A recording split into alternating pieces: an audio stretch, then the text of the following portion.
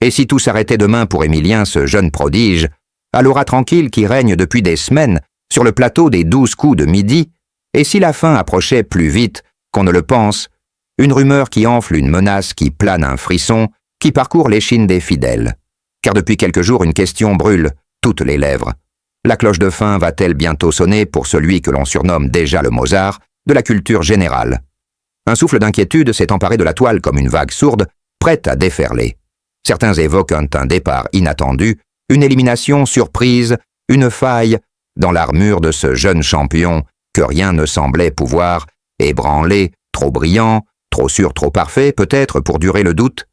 S'installe comme une ombre dans les coulisses, pendant que sur le plateau, Émilien continue de livrer des réponses fulgurantes, avec cette sérénité désarmante qui le caractérise, mais, ce samedi 7 juin, un échange a semé le trouble, un moment suspendu qui pourrait bien marquer un tournant, un éclair dans les yeux de Jean-Luc Reichmann, une stupeur rare chez cet animateur aguerri.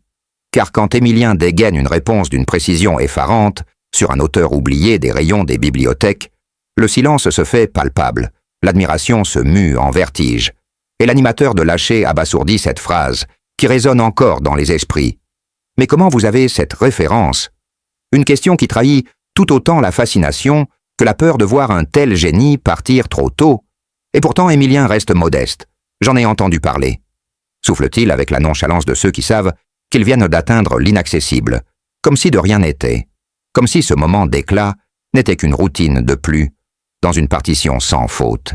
Et pourtant, malgré cette apparente invincibilité, l'inquiétude grandit, rien pourrait tout faire basculer une mauvaise nuit, un piège bien tendu, une seconde d'hésitation. Et le public en est conscient. Les plus fervents supporters redoutent le pire, car Émilien n'est plus un simple candidat, il est devenu un repère, une habitude, un compagnon quotidien dont les prouesses fascinent autant qu'elles rassurent. Alors imaginez une seule seconde que demain tout s'arrête, que la lumière s'éteigne, que le rideau tombe. Ce serait un séisme pour l'émission, pour les téléspectateurs, pour Jean-Luc Reichmann, lui-même dont les yeux brillent, chaque jour un peu plus devant ce diamant brut qu'il ne se lasse pas d'admirer. Alors que se passe-t-il vraiment? En coulisses? Un vent de panique? Souffle-t-il sur le plateau? Un nouvel adversaire viendra-t-il défier et détrôner le maître en place? Ou bien Émilien saura-t-il une fois encore déjouer les pronostics et faire taire les rumeurs?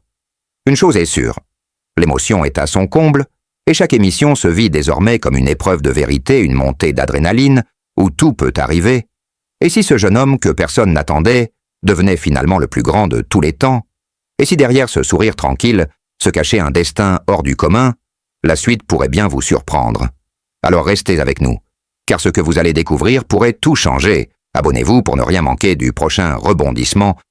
Et alors que les jours passent, que les émissions s'enchaînent, et que le visage d'Émilien devient presque celui d'un membre de la famille, que l'on retrouve avec tendresse, chaque midi, un étrange sentiment s'installe comme une peur sourde, une appréhension qui ne dit pas son nom. Et pourtant elle est là, dans chaque regard, dans chaque applaudissement, dans chaque silence qui précède une question difficile. Le public retient son souffle. Jean-Luc Reichmann lui-même semble suspendu aux lèvres du jeune champion, comme s'il savait au fond de lui que chaque victoire pourrait être la dernière. Car dans les 12 coups de midi, tout peut basculer en un instant, un détail, un piège, une erreur. Et l'ascension fulgurante d'Émilien pourrait se transformer en chute vertigineuse. Mais ce qui rend cette attente encore plus insoutenable, c'est la manière dont le jeune homme répond toujours présent face à la pression.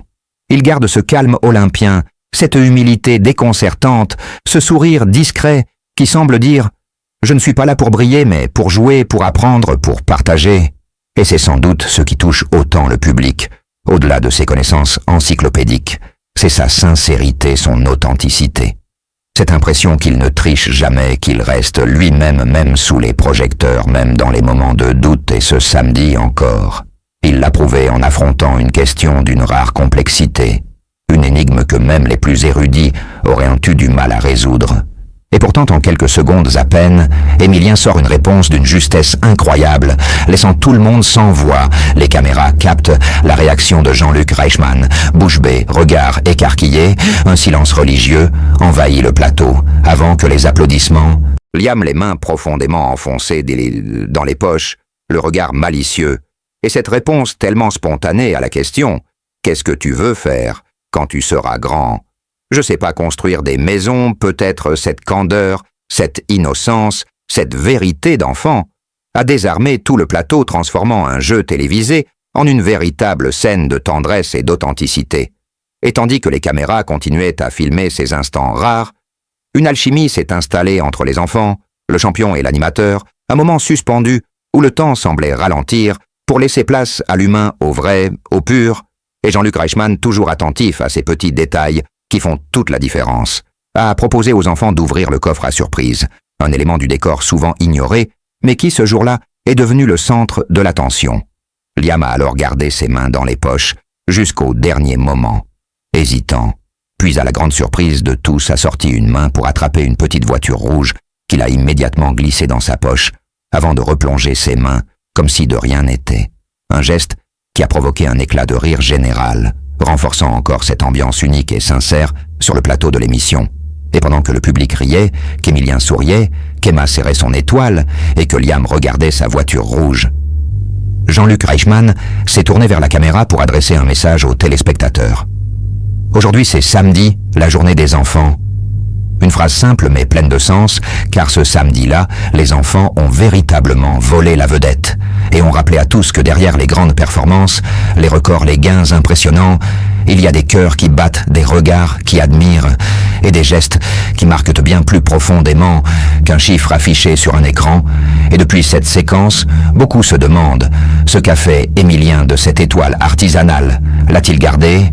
L'a-t-il posé sur une étagère aux côtés de ses trophées officiels, ou l'a-t-il emporté comme un talisman? Un objet porte-bonheur dans cette aventure extraordinaire qu'est celle des 12 coups de midi. Nul ne le sait exactement, mais ce que l'on sait, c'est que ce moment est entré dans la mémoire collective de l'émission comme l'un des plus tendres, des plus vrais. Et si vous avez aimé ce genre de moment, si vous aimez découvrir l'envers du décor de vos émissions préférées, si vous voulez continuer à suivre l'aventure d'Emilien et revivre les instants qui font vibrer les cœurs, alors abonnez-vous à notre chaîne, activez la cloche pour ne rien manquer, car ici nous vous racontons tout ce que la télévision ne vous montre pas, tout ce qui se vit au-delà des projecteurs, tout ce qui se murmure en coulisses, des émotions pures, des rencontres inattendues, des histoires humaines, comme celle d'Emma, de Liam, et d'un champion qui, malgré sa grande intelligence, n'a jamais cessé de rester humble, accessible et profondément humain.